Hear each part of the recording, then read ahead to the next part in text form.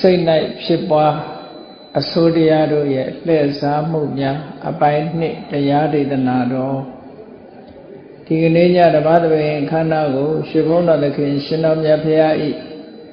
မဟာကရုဏာဂုဏ်ကိုအာယုပြုကာတိကျုဖွဲ့ဆိုအပ်သောဝန္ဒနာပနာမအာတိတဂါထာကိုရစ်ဆိုပူဇော်ခြင်းဖြင့်စတင်ကြရအောင်ယောကပကောတိဟိပိယပမေယံကာလံကရွန်တောတိဒုက္ခရာနိခေရံကတောလောကဟိတယနာထောနမောမာကာရုဏိကတတတ္တာယောနာထောဝိနိယမြာစွာတတ္တဝါဤချမ်းသာစီးပွားလူလာတောင်းတအကုန်ပေါင်းခါသည်ဖြင့်နာထမြညာခြင်းရှင်တော်မြတ်ဖရာသည်ကပ္ပကောတိဟိပိဂရေကဘာအရေးအတွက်သင်္ချာတို့ဖြင့်တော်လဲအပေမေယံရည်တွေတိုင်းတာဖော်ပြခြင်းကမစွမ်းနိုင်ပါသောကာလလေးအသင်ချေသိမ့်နေကဘာရှိကြသောကာလပတ်လုံးလောကဟိတယတတ္တလောကဤအကျိုးစီးပွားအလို့ငါအတိဒုက္ခရာနိယောစာအသက်ဖြစ်လက်အင်္ဂါမေတ္တာကြီးမှသမိတာနှင့်တထာဇနီစွန့်ခြင်းကြီးဟုကျက်တိထဝေငါးသွဲအစုအလွန်ခဲရင်တော်မူရောကိုကရွန်တော်ဖရာဖြစ်ရန်ဤတန်ကြိုးကုတ်အာထုတ်တော်မူရသည်ဖြစ်၍ခေရန်လက်ချေမျက်လုံးအသက်ဆုံးလည်းနှလုံးစိတ်ဝံကိုရောဤပင်မခြင်းတို့ကတောဘဝတဏ္ဍချိန်ခါများစွာရောက်တော်မူခဲ့ရရှာလေပြီမဟာကရုဏီကတတ္တဝါများရင်ဝဲသားကဲ့သို့တနာချစ်ခင်မဟာကရုဏာရှင်ဖြစ်တော်မူသောသာသနာတသဝိနည်းများစွာတတ္တဝါဤချမ်းသာစီးပွားလူလာတောင်းတအကုန်ပေါင်းခါသည်ဖြင့်နာထမြညာထိုရှင်တော်မြတ်ဖရာအားဓမ္မောယုတိပြောင်းမှန်ကိုလျော်၍ကရောယုကျိုးရှိခိုးခြင်းသည်အထုဘဝတုစင်စစ်မသွေဖြစ်ပါစေတည်း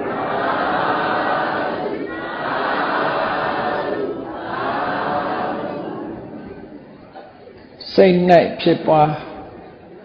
အစိုးတရားတို့ရဲ့လှည့်စားမှုများအကောင်းနဲ့အဆိုးယမယခအကောင်းလို့နဲ့အဆိုးဖြစ်သွားအဆိုးတရားတွေကအကောင်းရောင်ဆောင်ပြီးတော့လှည့်စားသွားတဲ့သဘောတွေကိုနိတိအထက်ကရာကျမ်းမှာ38မျိုးရှင်းပြထားတာရှိအင်မတန်မှတတိထားစရာကောင်းတယ်ပေါ့ဆိုလိုတာကကုသိုလ်လုပ်ရင်ကနေပြီးတော့အကုသိုလ်ဖြစ်သွားအမြည်တက်လိုက်တာကတော့ကုသိုလ်ပဲဖြစ်သွားတာကအကုသိုလ်အင်မတန်မှတတိထားရမယ့်အချက်ပေါ့ပစ္စည်းတစ်ခုကိုဝယ်တဲ့အခါမှာလည်းပဲဆိုပါတော့ကိုကရွှေအစစ်ကိုဝယ်တယ်သို့တော့ရွှေအစစ်နဲ့တူတဲ့ရွှေထုကိုရွှေအစစ်လို့ထင်ရလောက်အောင်ပုံပန်းတဏအားဖြင့်ခွဲခြားလို့မရအောင်ဖြစ်နေတဲ့အတုသွားဝယ်ပြီးလို့ရှိရင်နှစ်နာအတုမှန်းသိရင်တော့ဘယ်သူမှမဝယ်ဘူးအစစ်ထင်ပြီးတော့ဝယ်လိုက်တာစိန်ဆိုလို့ရှိရင်လည်းစိန်အစစ်ကိုလိုချင်တာသို့တော့စိန်အစစ်ဝယ်ရင်ကနေစိန်အတုကိုယ်ရလိုက်တယ်ဆိုရင်အမတ္တမလက်နာတယ်ပေါ့ထို့တူပဲလူတွေရဲ့တဏ္ဍာမှာဖြစ်ပေါ်နေတဲ့သဘာဝတရားတွေဟာကုသိုလ်နဲ့အကုသိုလ်ဟာသဘာဝချင်းတစ်ခါတည်းခတ်ဆင်ဆင်ကလေးတွေနေသည့်အတွက်ကြောင့်ကိုလုဒ္ဓကကုသိုလ်ဖြစ်သွားတာကအကုသိုလ်အဲ့ဒီသဘောတရားလေးတွေကိုရှင်းပြောတာပေါ့နော်ဥပမာအရာထဲမှာဆိုလို့ရှိရင်တဝုဒ္ဓမေတ္တာရှိတယ်လို့ပြောတာမေတ္တာဆိုတာကုသိုလ်တရားသို့တော့ မေတ္တာဆိုတဲ့အကောင်းရဲ့နာမည်ကိုအသုံးပြုပြီးတော့တကယ်ဖြစ်နေတာကမေတ္တာမဟုတ်တဏှာဖြစ်နေဒီလိုဆိုလိုတာပေါ့နော်မေတ္တာအစစ်ဆိုရင်အလွန်တန့်စင်တယ်သို့တော်မေတ္တာနဲ့တဏှာဒီနှစ်ခုကတဘာဝတရားချင်းအလွန်နီးကပ်နေသည့်အတွက်ကြောင့်ကိုလိုချင်တာကမေတ္တာရလိုက်တာကတဏှာဒီလိုဖြစ်သွားတယ်ကပ်ပြီးတော့အစစ်နဲ့အတုဆိုတာကပ်ပြီးတော့နေတယ်အတုဆိုတာကအစစ်နဲ့တူကောင်လှုပ်ထားလို့အတုခေါ်တာအစစ်နဲ့တူတယ်တူတဲ့အခါကျတော့ဝယ်ယူတဲ့ပုဂ္ဂိုလ်သို့မဟုတ်ဒီသဘာဝတရားကိုလက်ခံတဲ့ပုဂ္ဂိုလ်ဟာစစ်တုခွဲခြားသိဖို့ဆိုတာတတိလည်းရှိရမယ်ပညာလည်းရှိရမယ်တတိလေးတစ်ချက်လွတ်သွားမယ်စဉ်းစားဉာဏ်လေးတစ်ချက်လွတ်သွားမယ်ဆိုရင်အစစ်ဖြစ်မလာပဲနဲ့အတုနဲ့ပဲသွားတိုးမှာအဲ့တော့ကောင်းထင်ပြီးတော့မကောင်းတာတွေဖြစ်ရတယ်ဒါကိုလှည့်စားတယ်လို့ခေါ်တာနော်အကုသိုလ်တရားတွေရဲ့လှည့်စားမှုဟာအမှန်တမ်းကြီးမားတယ်ဒါတွေကိုဘုန်းကြီးတို့တွေသတင်းတတိထားနိုင်မှအသိပညာနဲ့စဉ်းကျင်စဉ်းစားနိုင်မှအမှန်တရားဆိုတာဖြစ်မယ်ကုသိုလ်စစ်စစ်ကိုရ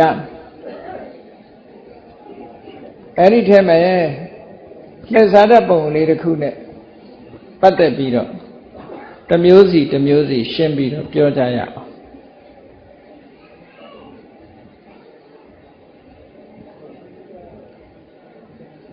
လှည့်စားပုံလေးတွေမှာ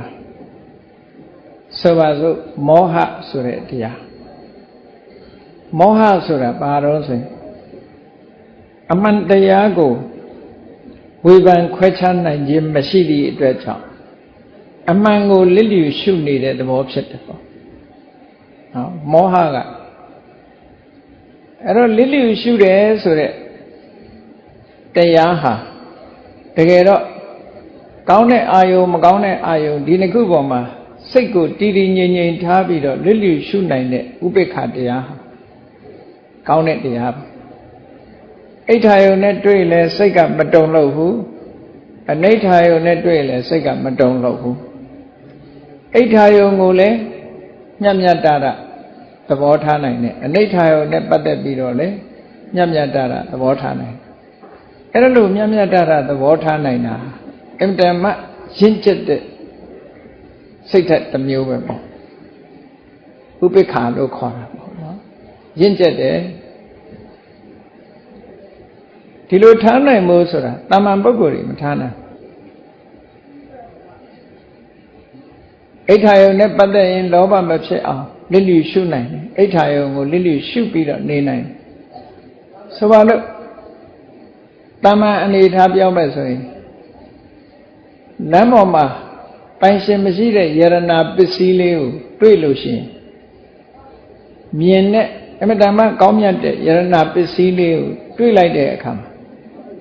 ဒါအိဋ္ဌာယုံနဲ့တွေ့ရယူခြင်းနဲ့လောဘမဖြစ်ဘူးဆိုမှနော်လစ်လျူရှုတယ်လို့ခေါ်တယ်တခါလမ်းပေါ်မှာပဲအလွန်ဆက်ဆုပ်ရွံ့ရှားပွဲကောင်းတဲ့အညစ်အကြေးတွေတွေ့ပြန်တဲ့အခါမှာအနိဋ္ဌအချင်းရာပေါ်မှာဒေါသမဖြစ်ဖို့နော်မုန်းတီးရွံ့ရှားတဲ့စိတ်မဖြစ်ဖို့အဲ့ဒါလို့အိဋ္ဌာယုံနဲ့တွေ့လဲလောဘမဖြစ်ဘူးအနိဋ္ဌာယုံနဲ့လည်းတွေ့လဲဒေါသမဖြစ်ဘူးဆိုတာတမ္မာပုဂ္ဂိုလ်တွေဒီအနေထားမျိုးမရနိုင်ဘူးဘယ်လိုပုဂ္ဂိုလ်တွေမှရတာတုံးဆိုယဟန္တာပုဂ္ဂိုလ်တွေမှရယဟန္တာပုဂ္ဂိုလ်တွေကြတော့အင်မတန်မှနှစ်သက်စရာကောင်းတဲ့အိဋ္ဌာယုံပေါ်မှာလဲလောဘဆိုတာမဖြစ်တော့ဘူးအနိဋ္ဌာယုံပေါ်မှာလဲဆန့်ကျင်တဲ့ဒေါသဆိုတာမဖြစ်ဘူးတဲ့အဲ့ဒါလို့ရှုနိုင်နေနိုင်တဲ့ဥပိ္ပခာအင်မတန်မှတန်ဖိုးရှိမျက်စိကမြင်တယ်ကောင်းတာမြင်တယ်လောဘမဖြစ်ဘူးမကောင်းတာမြင်လဲဒေါသမဖြစ်နားကအတန်ကြားတယ်ကောင်းတာကြားရင်လဲလောဘမဖြစ်ဘူးမကောင်းတာကြားရင်လဲဒေါသမဖြစ်နှာခေါင်းကအနံ့ရတယ်ကိုကြိုက်တဲ့အနံ့ဆိုလဲလောဘမဖြစ်ဘူးမကြိုက်တဲ့အနံ့ဆိုလဲဒေါသမဖြစ်ဘူးတရားကအရသာတွေးတဲ့အခါမှာ ကိုကြိုက်တဲ့အရာသာဆိုလဲလောဘမဖြစ်ဘူးမကြိုက်တဲ့အရာသာဆိုလဲဒေါသမဖြစ်ခန္ဓာကိုယ်ကထိတွေ့တဲ့အခါမှာကိုကြိုက်တဲ့အထိတွေ့ဆိုရင်လဲလောဘမဖြစ်ဘူးကိုမကြိုက်တဲ့အထိတွေ့ဆိုလဲဒေါသမဖြစ်ဘူးလို့အိဋ္ဌအနိဋ္ဌဒီနှစ်ခုကိုထူးမခြားနာဖြစ်အောင်တာဓိခုံလို့ခေါ်ဖရာယဟန္တာတွေကအဲ့ဒီအနေထားမျိုးနဲ့နေတာရသော်ဘုရားလည်းမျက်စိရှိတော့မြင်တာပဲအကောင်းလည်းမြင်တယ်ဆိုလည်းယဟန္တာတွေလည်းအကောင်းလည်းမြင်တယ်ဆိုလည်းမြင်တယ်ပုရုဇဉ်တွေကြတော့အကောင်းမြင်ရင်စိတ်ကတစ်မျိုးအဆိုးမြင်ရင်စိတ်ကတစ်မျိုးဒီနှစ်ခုဟာတူညီစွာမထားနိုင်တူညီစွာထားတယ်ဆိုတာအင်္ဂမရင်းကျက်တဲ့သဘောထားတစ်ခုအဲ့တော့ပုရုဇဉ်ပုဂ္ဂိုလ်တွေမှာတခါတရံကြလို့ရှင်အိဋ္ဌာယုံကိုလောဘမဖြစ်အောင်အနိဋ္ဌာယုံနဲ့ပတ်သက်ပြီးတော့ဒေါသမဖြစ်အောင်လို့တူညီတဲ့ဥပိ္ပခာထားတဲ့ရောင်နဲ့ဘာကဝင်ပြီးတော့ဖြစ်လာတော့ဆိုရင်အမှန်မသိတဲ့မောဟကဝင်ပြီးတော့လှည့်စားပလိုက်ခုနကမွန်မြတ်တဲ့ဥပိ္ပခာသဘောမဟုတ်ဘူးမသိတဲ့သဘောကဝင်လှည့်စားအကောင်းနဲ့အဆိုးမသိလို့အကောင်းမှလည်းမသိဘူးအဆိုးမှလည်းမသိဘူးနော်နှလဘိန်းတုံးဖြစ်ပြီးတော့စိတ်ကိုမောဟကလွှမ်းမိုးထားတဲ့အခါမှာဒါကအကောင်းလားဒါကအဆိုးလားမသိသည့်အတွက်ကြောင့်အကောင်းအဆိုးမခွဲခြားတတ်လို့အကောင်းလည်းအကောင်းမထင်ဘူးအဆိုးလည်းအဆိုးမထင်ဘူးဆိုတဲ့အနေအထားမျိုးဟာမောဟရဲ့သဘာဝတစ်ခုဖြစ်ပါတယ်အဲ့တော့ခုနကရင်းကျက်တဲ့ဥပိ္ပခာရောင်ဆောင်ပြီးတော့ရင်းကျက်တဲ့ဥပိ္ပခာရဲ့သဘောနဲ့ခတ်ဆင်ဆင်ဖြစ်တဲ့မောဟကရင့်ကျက်တဲ့ဥပိ္ပခာရောင်ဆောင်ပြီးတော့လူရဲ့စိတ်ကိုလှည့်စားသွားတာတကယ်ဖြစ်တာကမောဟဥပိ္ပခာသဘောတရားဖြစ်တာမဟုတ်ဘူးတဲ့အဲ့ဒါနဲ့ပတ်သက်ပြီးတော့ပြောထားတဲ့စကားတစ်ခုပါအိဋ္ဌာနိဋ္ဌသမုပိက္ခဏမုခေနတမ္မောဟဝင်စေတိတဲ့အိဋ္ဌာနိဋ္ဌသမုပိက္ခဏအိဋ္ဌာယုံနိဋ္ဌာယုံကိုလစ်လျူရှုတယ်ဆိုတဲ့အနေအားဖြင့်တမ္မောဟအကောင်းဆိုးတောင်မသိလောက်တဲ့ပြင်းထန်တဲ့မောဟတွေ့ဝေလွန်းတဲ့မောဟတရားကဝင်စေတိလူရဲ့စိတ်ကိုလှည့်စားသွားတတ်တယ်အဲ့တော့မောဟဖြစ်တယ်ဆိုအကောင်းဖြစ်တာမှမဟုတ်တာဥပိ္ပခာဖြစ်တာကအကောင်းအဲ့တော့အကောင်းနဲ့အဆိုးမှမသိလို့တွေ့ဝေတဲ့ပုဂ္ဂိုလ်ရဲ့စိတ်အဲ့ဒါလို့တွေ့ဝေမှုရဲ့လွှမ်းမိုးသွားတာဟာတွေ့ဝေမှုဟာဘာနဲ့သွားတူတော့ဆိုရင်အကောင်းအဆိုးကိုလစ်လျူရှုနိုင်တဲ့လောဘဒေါသမောဟမဖြစ်အောင်လစ်လျူရှုနိုင်တဲ့ဥပိ္ပခာနဲ့သွားရောထွေးတယ်ဥပိ္ပခာဆိုတဲ့တန်ဖိုးရှိတဲ့ကုသိုလ်တရားဖြစ်ရမယ့်အစားမောဟဆိုတဲ့အကုသိုလ်တရားကြီးဝင်ဖြစ်သွားစိတ်အစစ်ဝေကမှစိတ်အတုရလိုက်တာရွှေအစစ်ဝေကမှရွှေအတုရလိုက်တယ်လို့ဒီလိုဖြစ်သွားတာတဲ့ဒါလည်းသတိထားစရာတစ်ခုပဲကိုယ့်ကိုမောဟဖြစ်တာလားတကယ်ပဲအကောင်းအဆိုးကိုသိခံနိုင်စွမ်းလစ်လျူရှုနိုင်စွမ်းရှိတာလားတခါတလေတစ်ဖက်သားကပြောလိုက်တဲ့စကားကိုနားမလဲကိုတခါတလေကျတော့အကောင်းပြောသလိုနဲ့အဆိုးပြောတာရှိတယ်လေအဆိုးပြောသလိုနဲ့အကောင်းပြောတာရှိတယ်ကိုယ်တိုင်ကမသိလိုက်ဘူးဆိုလို့ရှိရင်တွေးဝေသွားတာအဲ့တော့တွေးဝေတဲ့အခါမှာတုံ့ပြန်ရမယ့်ကိစ္စမျိုးမတုံ့ပြန်နိုင်တော့ဒါကြောင့်မို့လို့ဒီတည်ငြိမ်မှုဆိုတဲ့ဥပိ္ပခာရောင်ဆောင်ပြီးတော့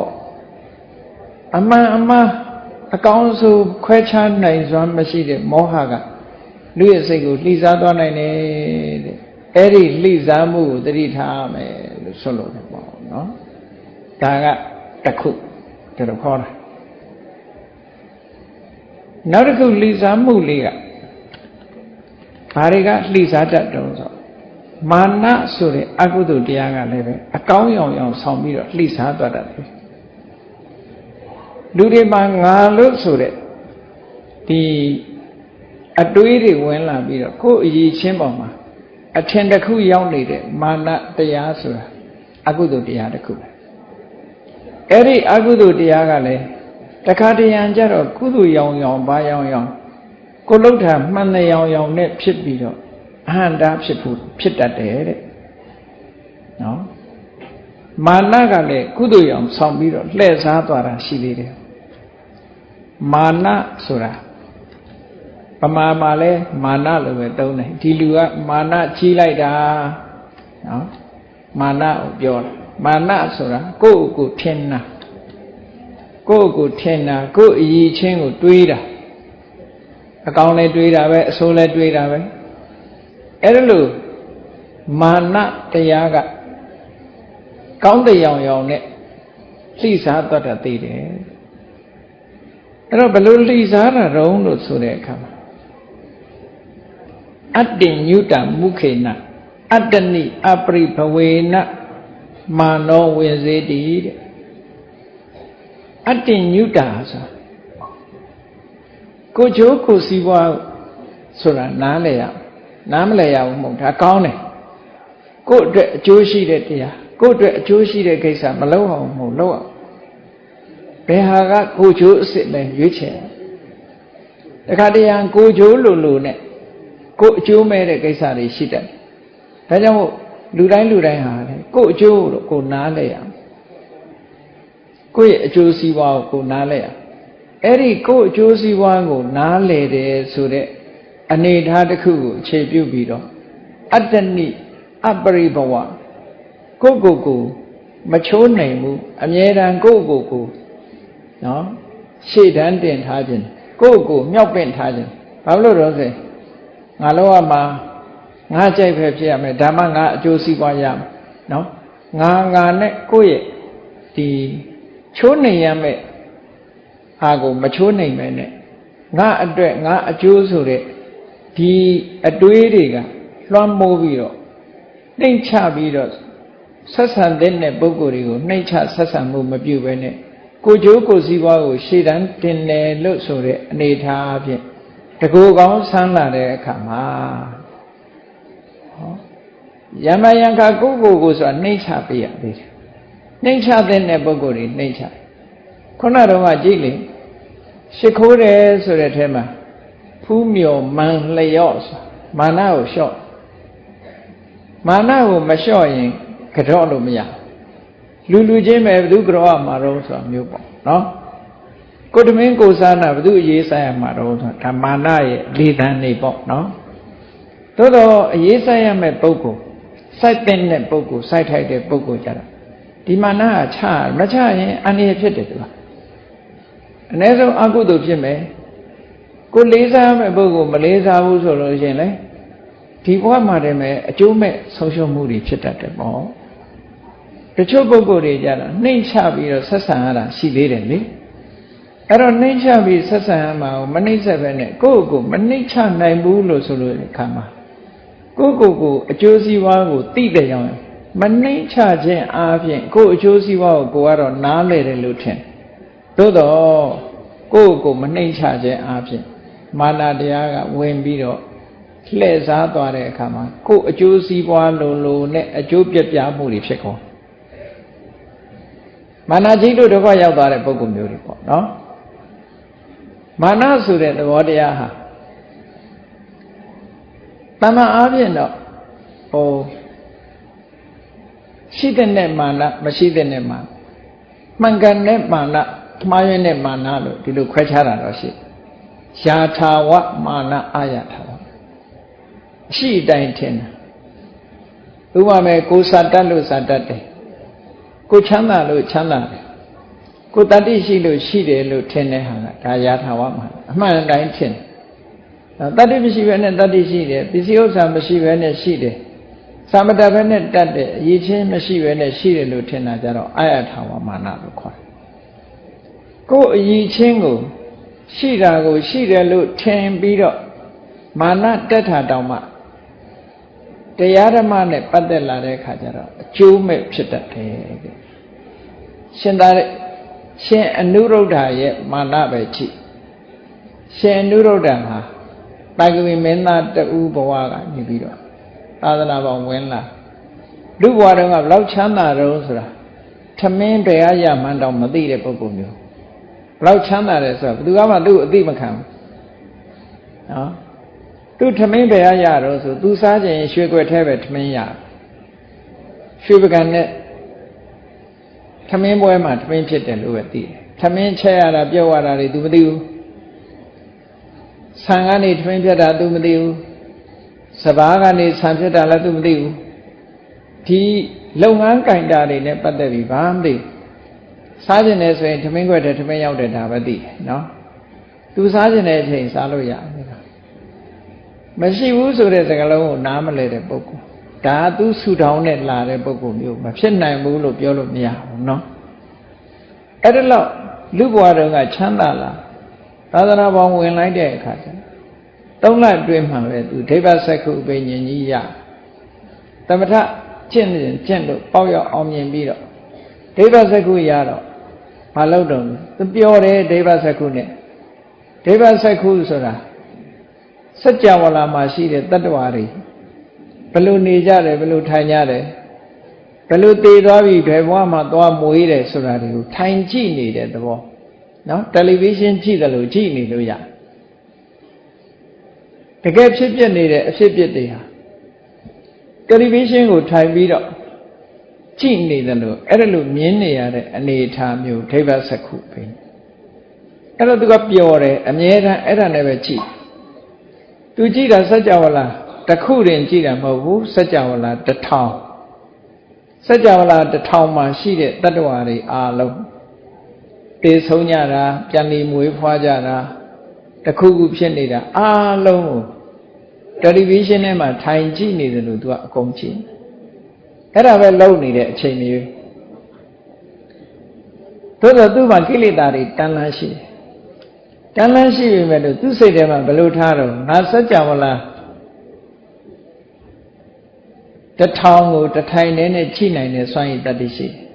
ကိလေသာကုန်ရင်တခဏလေးနဲ့ကုန်အောင်လုပ်လို့ရဆိုလိုတာကယဟန္တာဖြစ်ခြင်းတခဏလေးနဲ့ဖြစ်နိုင်တယ်ပေါ့ဒီလိုပဲတွေ့ထားတကယ်ယဟန္တာဖြစ်ဖို့ကြိုးစားတဲ့အခါကျမဖြစ်ဘူးအဲ့ဒီမဖြစ်တဲ့အခါမှာလမ်းစလည်းပိတ်နေဘာလို့မဖြစ်မှမသိငါစัจ java လာ1000လဲကြည့်နိုင်တယ်ဒိဗ္ဗစက္ခုနဲ့စัจ java လာ1000လဲကြည့်နိုင်တယ်ကျိုးလဲကျိုးစားတယ်တမာရီတွေလည်းကောင်းတယ်တတိတွေလည်းကောင်းဝိရိယလည်းလုံလောက်တယ်ဒါပေမဲ့လို့ဘာဖြစ်လို့ငါတဏ္ဍာမှာရှိတဲ့ကိလေသာအာသဝါတွေကောင်းအောင်မလုပ်နိုင်တာလဲလို့ဒီအတွေးဝင်လာတဲ့အခါမှာသူ့ဘာသူမဆုံးဖြတ်နိုင်တော့ရှင်သာရိပုတ္တရာစီသွားတဲ့အခါရှင်သာရိပုတ္တရာဘာထောက်ပြတော့50အနုရုဒ္ဓတဲ့စัจ java လာ1000ကိုငါချိနိုင်တယ်လို့တွေးနေတာမာနပါတဲ့အဲ့ဒီမာနမထားပါနဲ့လို့ဆိုဒီမာနလေးခံနေလို့ရှေ့တက်လို့မရဘူးလို့ဆိုလို့မဟုတ်ဘူးလားဆိုဟုတ်တယ်သူကိုယ်တိုင်ကြည့်တယ်အဲ့ဒါကြောင့်မာနဆိုတာအကုသိုလ်ပဲဘာထင်မာနဆိုတာအကုသိုလ်စိတ်နဲ့ရှင်တွဲပြီးတော့လာတဲ့ဟာအဲ့တော့သူ့ရဲ့အနှောက်အယှက်မှုကြောင့်တရားဥတရားမြတ်ကိုရှေ့မတိုးနိုင်အဲ့ဒါကိုဖယ်လိုက်ပါဒါတွေမစင်စားပါနဲ့ကိုယ်အည်ချင်းတွေပေါ်မှာမာနမထားပါနဲ့လို့ဟောဒီလိုလမ်းဖြောင်းပေးလိုက်တဲ့အခါမှာမာနကိုဖယ်လိုက်တော့မှကိလေသာအာသဝါတွေကင်းတဲ့ယဟန္တာဖြစ်သွားတာအဲ့ဒါကြောင့်မို့လို့ကိုကျိုးကိုစီးပွားကိုယ့်အတွက်ကိုလုံးဝမှာပဲလို့ဆိုတယ်ကိုယ့်အကျိုးစီးပွားကိုကိုထားပြီးတော့နှိမ့်ချဆက်ဆံရမယ့်နေရာမျိုးမှာကိုယ်မာနကိုမနှိမ့်ချဘူးဆိုလို့ရှိရင်အဲ့ဒီမနှိမ့်ချခြင်းနာဟာဘာလို့ဆိုမာနပဲနော်ကိုကျိုးကိုစီးပွားသိတာကောင်းတယ်မနှိမ့်ချခြင်းနာဘာလို့ဆိုမာနကိုကျိုးကိုစီးပွားကိုသိတယ်ဆိုတဲ့ကောင်းမြတ်တဲ့တရားရောင်ဆောင်ပြီးတော့ကိုမနှိမ့်ချပဲနဲ့နေတော့ဘာဖြစ်လာတော့ဆိုမာနဖြစ်လာတယ်တဲ့အဲ့ဒီမာနကကိုကျိုးစီးပွားကိုသိတယ်ဆိုတဲ့ကောင်းမြတ်တဲ့တဘာဝတရားကိုဝင်ရောက်ပြီးတော့လှည့်စားပလိုက်တာဒီလိုဆိုလို့တာနော်သူကတော့သူ့ကိုယ်သူအကောင်းလို့ပဲထင်တယ်သို့တော့သူမာနတရားရဲ့လှည့်စားမှုဖြစ်သွားတယ်အဲ့ဒါလို့ခံရတတ်တယ်လို့ဆိုဒါလည်းအကျိုးမဲ့ဖြစ်တဲ့သဘောတစ်ခုကိုပြောပြနော်ဒါကမာနတရားရဲ့ဝင်ရောက်လှည့်စားမှုတစ်ခုနောက်တစ်ခုမိစ္ဆာဒိဋ္ဌိဆိုတဲ့အကုသိုလ်တရားအဆိုးတရားကလည်းလှည့်စားတတ်တယ်မိစ္ဆာဒိဋ္ဌိဆိုတာဘာလို့ဆိုမိစ္ဆာဆိုတာ အမှန်မဟုတ်ဖဲနဲ့ဒိဋ္ဌိမြင်တာမှားမှားယွင်းယွင်းမြင်တာရှုမြင်တာကအမှားမြင်ရှိတဲ့အတိုင်းမမြင်တာနော်မမှတ်မကန်မြင်တာမိစ္ဆာဒိဋ္ဌိလို့ခေါ်တယ်အဲ့ဒီမိစ္ဆာဒိဋ္ဌိကလည်းပဲတခါတရံကျတော့ဝင်ရောက်ပြီးတော့လှည့်စားသွားတတ်တယ်တဲ့ဘယ်လိုနေရာမှာလှည့်စားသွားတတ်တုံးလို့ဆိုလို့ရှိရင်သူကမိစ္ဆာဒိဋ္ဌိဖြစ်တယ်ဆိုတဲ့ပုဂ္ဂိုလ်ကသူကအတွေးသမားတွေညာတော့အဖြစ်တွေးတယ်အာယောနိသောမနတိကမမှတ်မကန်စဉ်းစားမှုတွေနှလုံးသွင်းမှုတွေနဲ့လားသူကတွေးတော့ဆင်ញင်တယ်လို့ဆိုတဲ့တွေးတာဟာဆင်ញင်တယ်သုံးတတ်တယ်ဆိုတာဝိမာန်တာလို့ခေါ်တယ်ကိစ္စတစ်ခုကိုဆင်ញင်တယ်သုံးတတ်တယ်အဲ့ဒါလို့ဆင်ញင်သုံးတတ်မှုလေးအဲ့ဒါမှကောင်းတယ်ဣတိပတ်၄ပါးထဲမှာသန္တာဣတိပတ်ဝီရိယဣတိပတ်စိတ်တဣတိပတ်ဝိမာန်တဣတိပတ်ဝိမာန်တဆိုတာစူးစမ်းဆင်ញင်ဘယ်ရာမှအယံလက်ခံတာမဟုတ်ဘူးစူးစူးဆန်းဆန်းလောက်တတ်တယ်စူးစမ်းတာမကောင်းဘူးလားဆိုကောင်းတယ်အဲ့ဒီစူးစမ်းတဲ့ဟာကဘာဖြစ်သွားတတ်တုံးလို့ဆိုစူးစမ်းရင်နော်စူးစမ်းမှုဆိုတဲ့အကောင်းတရားဟာအကြောင်းတုတွေအစစ်အမှန်ကိုရှာမတွေ့ပဲနဲ့အကြောင်းတုတွေကိုတွေ့သွားတဲ့အခါကျတော့မိစ္ဆာဒိဋ္ဌိကနေဝင်ရောက်လှည့်စားသွားတတ်တယ်အသိဉာဏ်ရောင်ဆောင်ပြီးတော့လှည့်စားသွားတတ်သေးတယ်အဲ့ဒါကိုဒီဝိသနာတွေအနေမှာဘယ်လိုပြောတော့ဆိုဝိမန္တာမုခေနဟေတုပတိရူပကပရိက္ခေနမိစ္ဆာဒိဋ္ဌိဝိနစေတိဝိမန္တာမုခေနစူးစမ်းဆင်ခြင်သုံးသပ်မှုကိုခြေခံထားပြီးဟေတုပတိရူပကပရိက္ခေနအကြောင်းအတုအယောင်ကိုလက်ခံထားခြင်းဖြင့်မိစ္ဆာဒိဋ္ဌိမှားယွင်းတဲ့အမြင်ဟာဝင်စေတိလှည့်စားသွားရပါတယ်အဲ့တော့မိစ္ဆာဒိဋ္ဌိဖြစ်တယ်ဆိုတာမစင်စားတဲ့ပုဂ္ဂိုလ်တွေဖြစ်တာမဟုတ်ဘူးစဉ်းစားတဲ့ပုဂ္ဂိုလ်တွေဖြစ်တာစဉ်းစားလာသိဉာဏ်မမီတဲ့အခါကျတော့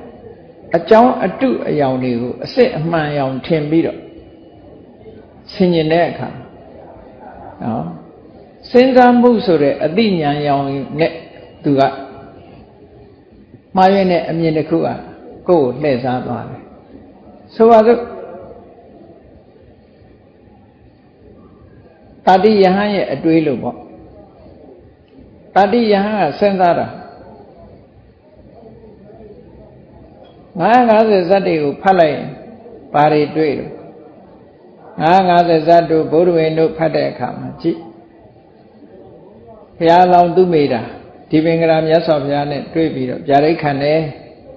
ပါရမီ10ပါးဖြည့်ခြင်းနဲ့နောက်ဆုံးမှာဂေါရမဘုရားဖြစ်လာဝိတ္တရာမင်းကြီးကအလှူဒန်းတွေလုပ်တယ်ကြီးကျယ်တည်တဲ့အခါကျတော့သေတ္တဂေတုနတ်သားသေတ္တဂေတုနတ်သားဘဝကနေပြီးတိဋ္ဌထမင်းသားပြီးတော့ဘုရားဖြစ်လာတယ်950ဖတ်လိုက်မယ်ဆိုလို့ရှိရင်ဘုရားအလောင်းက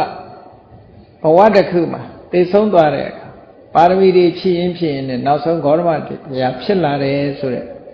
ဇတ်တွေကိုဖတ်လိုက်အဲ့ဒါလို့ဇတ်တွေဖတ်ရင်နဲ့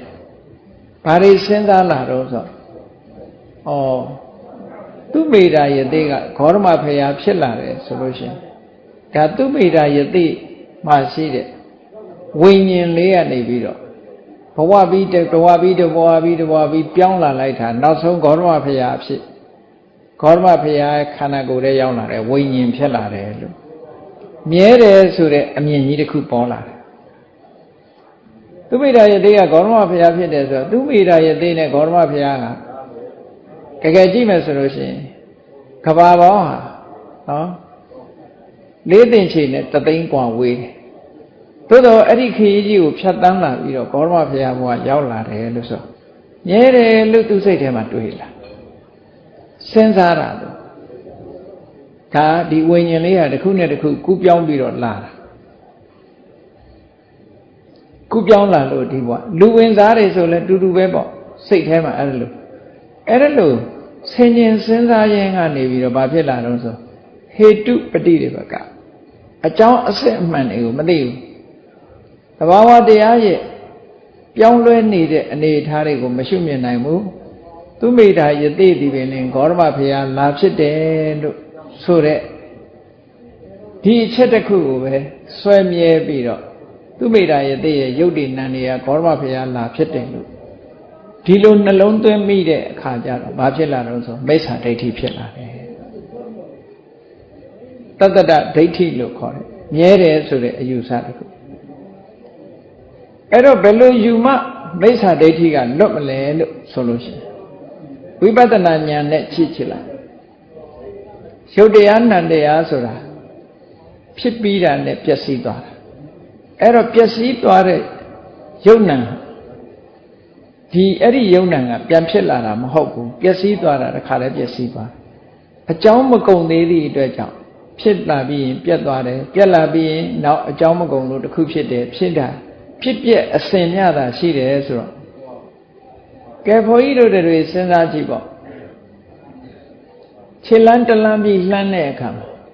ပထမခြေလမ်းကဒုတိယခြေလမ်းဖြစ်လာတာလားလို့စဉ်းစားကြည့်ပထမခြေလမ်းပထမခြေလမ်းပဲပြီးသွားတယ်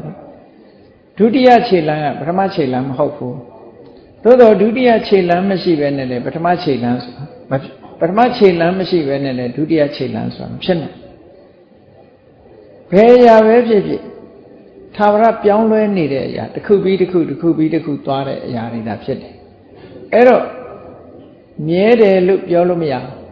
အတန်ကိုပို့ပြီးတော့အာယုံဆိုင်ကြည့်ကိုယ့်ဘာကိုယ်စကလုံးတစ်လုံးလေးကိုရွတ်ကြည့်တဲ့အခါမှာစကလုံးတစ်လုံးကို10ခါလောက်ထပ်ရွတ်တဲ့အခါမှာကြည့်ပထမရွတ်လိုက်တဲ့အတန်ကဒုတိယဖြစ်တာလားဒုတိယရွတ်လိုက်တဲ့အတန်ကတတိယဖြစ်တာလားဆိုမဟုတ်ဘူးသူ့ဟာနဲ့သူသွားနေတာနော်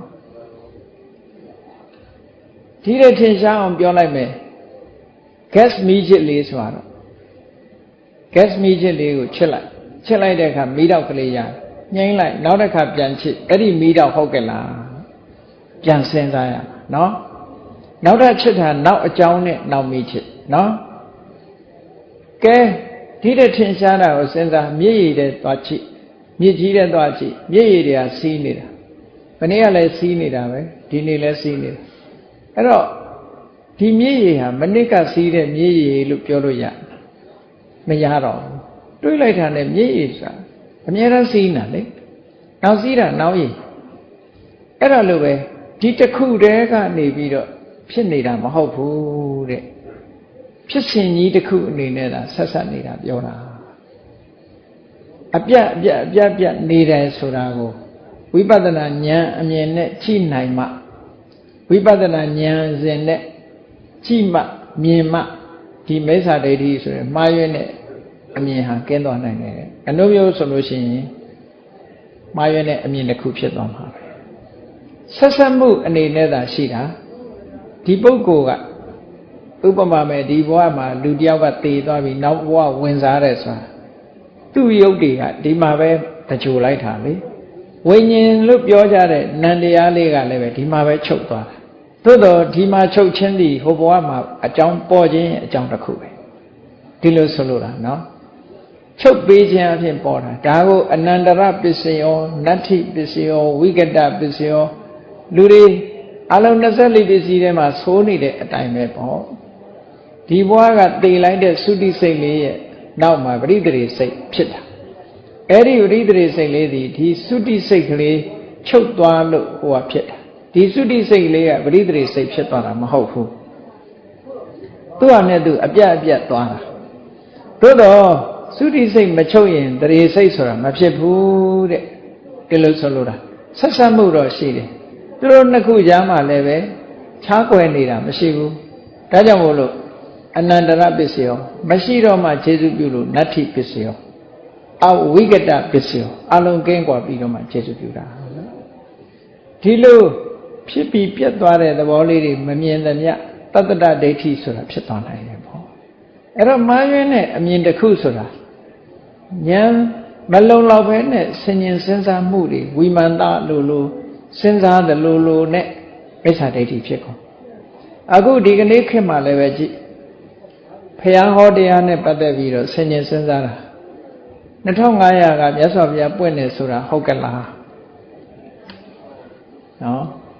ဘုရားပွင့်ပြီးတော့ဒီတရားတွေဟောတယ်ဆိုတာရောဟုတ်ကဲ့လားနဲ့စဉ်းစားစရာရောင်နဲ့အကြောင်းအတုတွေရှေ့တန်းတင်းလာတဲ့ပုဂ္ဂိုလ်တွေကဘာဖြစ်တယ်ဆိုမိစ္ဆာဒိဋ္ဌိမှားရွေးတဲ့အမြင်တွေဖြစ်လာတယ်ဒီလိုဆိုတာနော်အဲ့ဒါကြောင့်မို့လို့ဒီစဉ်းစားတိုင်းစဉ်းစားတဲ့အသိဉာဏ်ကိုဘယ်သူကဝင်ပြီးတော့လှည့်စားသွားတတ်တုံးဆိုမိစ္ဆာဒိဋ္ဌိမှားရွေးတဲ့အမြင်တစ်ခုကဝင်ပြီးတော့လှည့်စားသွားတယ်အဲ့ဒီမိစ္ဆာဒိဋ္ဌိဆိုတာကိုသောတပတ္တိမက်နဲ့ပယ်တဲ့သောတပတ္တိမက်ဖြစ်တဲ့အခါမှာဒီမိစ္ဆာဒိဋ္ဌိကအရှင်းပယ်လို့ရတယ်။ဘယ်နှဖို့ဆိုရင်မှားရွေးတဲ့အမြင်တစ်ခုကရှိနေဥမှာရှိနေပေမဲ့လို့မြတ်စွာဘုရားတရားတော်ကိုကြားနာရလို့တရားတော်အတိုင်းနှလုံးသွင်းတတ်တဲ့ပုဂ္ဂိုလ်တွေဆိုရင်ထိုမိစ္ဆာဒိဋ္ဌိဟာထကြွပြီးကိုယ်စိတ်ထဲမှာလွှမ်းမိုးမှာမဟုတ်ဘူးတဲ့ကိုယ်စိတ်ကိုလာပြီးတော့လွှမ်းမိုးမှာမဟုတ်ဘူး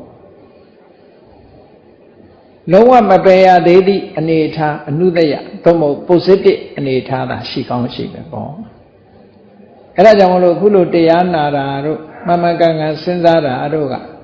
ဒီမိစ္ဆာဒိဋ္ဌိဆိုတဲ့အမြင်တစ်ခုဟာကိုယ်စိတ်ပေါ်မှာလွှမ်းမိုးပြီးတော့ထကြွလာတဲ့အနေအထားမျိုးမဖြစ်အောင်ဒီအသိဉာဏ်နေနဲ့ဖိထားတာ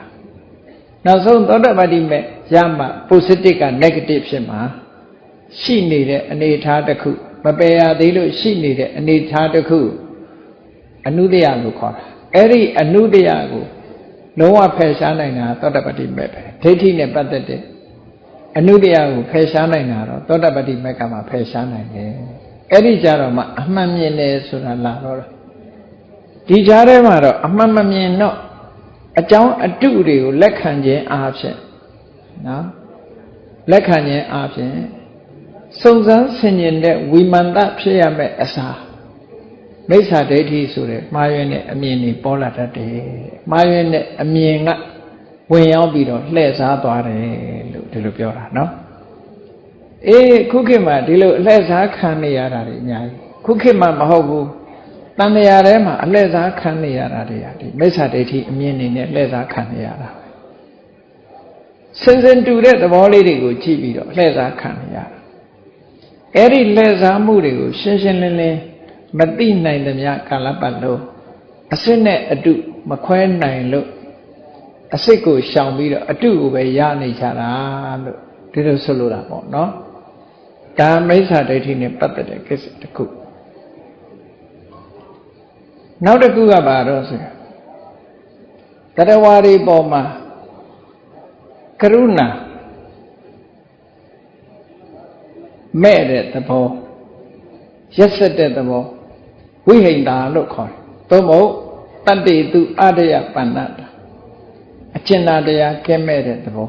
ဒါလည်းအကုသိုလ်စိတ်ရဲ့သဘောတစ်ခုပဲအဲ့ဒါလည်းအကုသိုလ်တရားပဲတရားဝါဒီပေါ်မှာအကျဉ်းမဲ့တဲ့သဘောဟာကောင်းတဲ့သဘောမဟုတ်ဘူးအကုသိုလ်သဘောတရားဒေါသရဲ့ပြယုတ်တစ်ခုတည်းမှာပါတယ်ပေါ့သို့တော့အကျဉ်းမဲ့ဆိုတဲ့နေရာမှာဖြစ်တဲ့ဖြစ်ထိုက်တဲ့ဟာမျိုးကပါတော့ဆိုလို့ရှိရင်ဝိရတ္တတာတတ္တဝါတွေပေါ်မှာတွေ့တာမှုဆိုတာတွေ့တာတဲ့သဘောကတော့ကောင်းတဲ့သဘောမဟုတ်ဘူးเนาะလူကိုတွေ့တာတာပဲဖြစ်ဖြစ်တိရစ္ဆာန်ကိုတွေ့တာတာပဲဖြစ်ဖြစ်ပစ္စည်းကိုတွေ့တာတာပဲဖြစ်ဖြစ်အဲ့ဒီတွေ့တာမှုကင်းပြတ်တဲ့သဘောဟာကောင်းတဲ့သဘောတွေ့တာတာကမကောင်းဘူးတွေ့တာမှုကင်းအောင်လုပ်ရတွေ့တာမှုကင်းတဲ့သဘောကအမြဲတမ်းကောင်းတယ်သို့တော့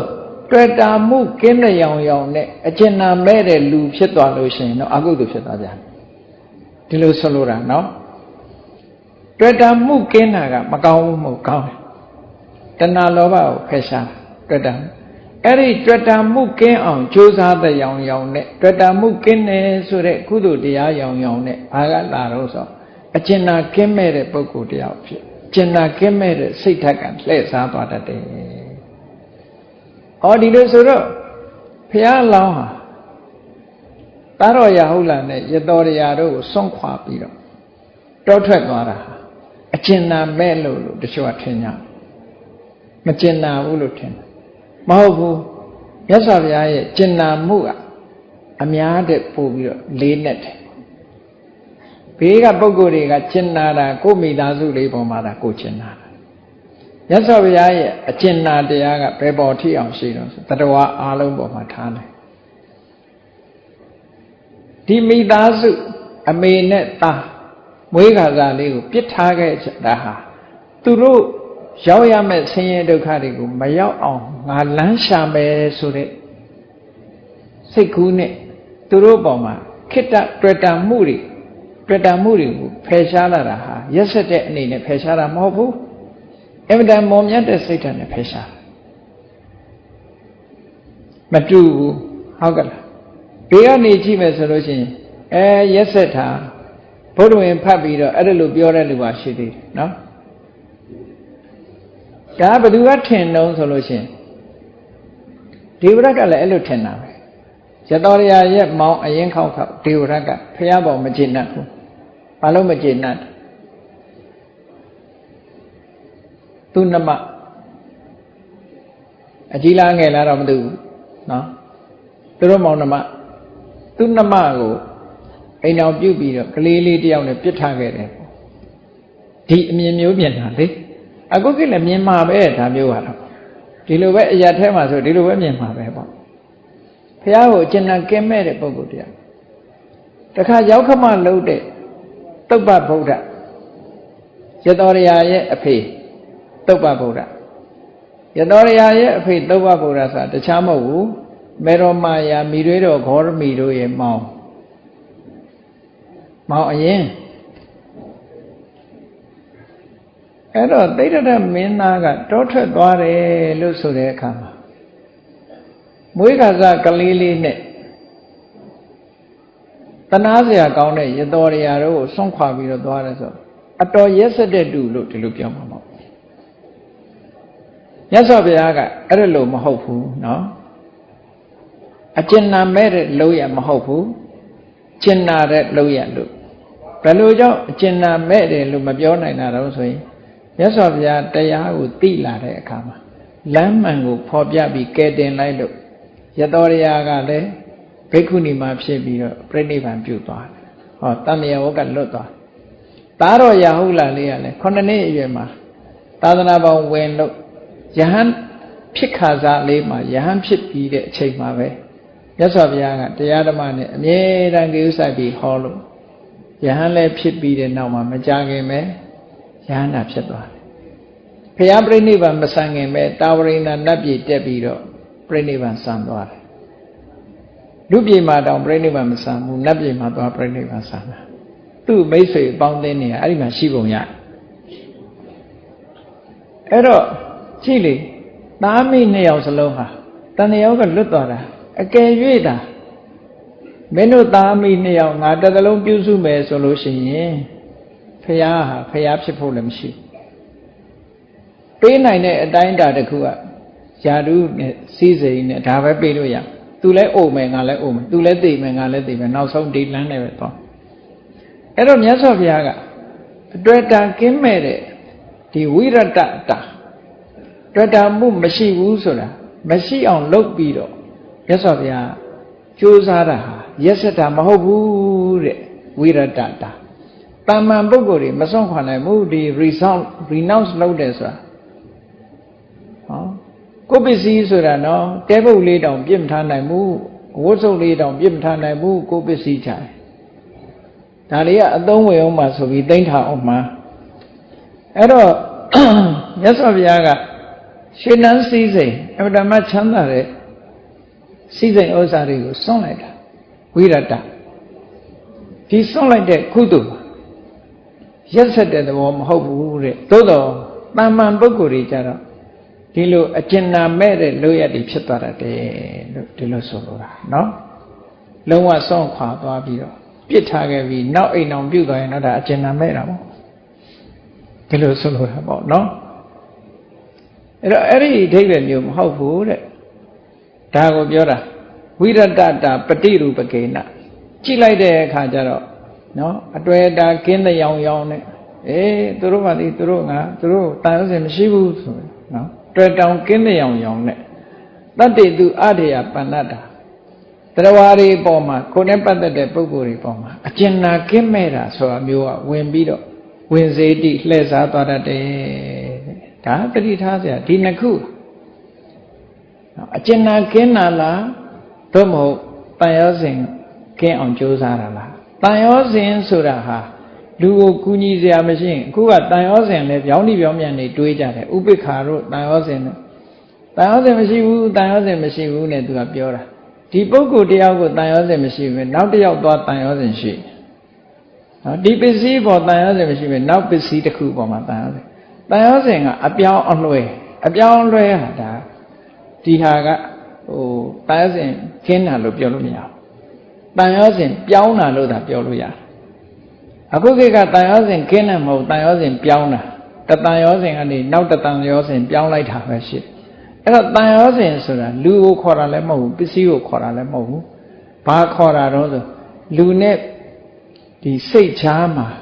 တွေ့တာမှုလေးကိုခေါ်တာကြိုးလေးကိုခေါ်တာအဲ့ဒါလေးသာဖြတ်ရမှာလူကိုဖြတ်ခိုင်းတာမဟုတ်ဘူးပစ္စည်းဥစ္စာကိုစွန့်ပစ်ခိုင်းတာမဟုတ်ဘူးတန်ရောစဉ်ဆိုတာနော်ထင်ရှားအောင်ပြောရမယ်ဆိုရင်စက္ကူရွက်ကလေး2ရွက်ချားမှာနော်စက္ကူလေး2ခုကတူတူထပ်ထားပေမဲ့လို့ကတ်မနေဘာလို့လို့ဆိုရင်အဲ့ဒီ2ခုချားမှာကော်မရှိဘူးဂလူးမရှိရင်စက္ကူလေးကတူတူတော့ရှိတယ်ကတ်မနေဘူးအကယ်၍သာကော်ထည့်လိုက်မယ်ဆိုလို့ရှိရင်စက္ကူ2ခုကကတ်သွားရင်တစ်ရွက်ဖယ်ရင်နောက်တစ်ရွက်ဆုပ်လိုက်မယ်အဲ့တော့မြတ်စွာဘုရားကဘာကိုလှုပ်ခိုင်းတာတော့ဆိုအဲ့ဒီဂလူးကိုဖယ်ခိုင်းတာစက္ကူကိုဆုပ်ခိုင်းတာမဟုတ်ဘူးနော်စိတ်နဲ့အာယုံကြားမှာတွဲနေတဲ့တန်ရောစဉ်ချိုးအဲ့ဒါကိုဖြုတ်ခိုင်းတာ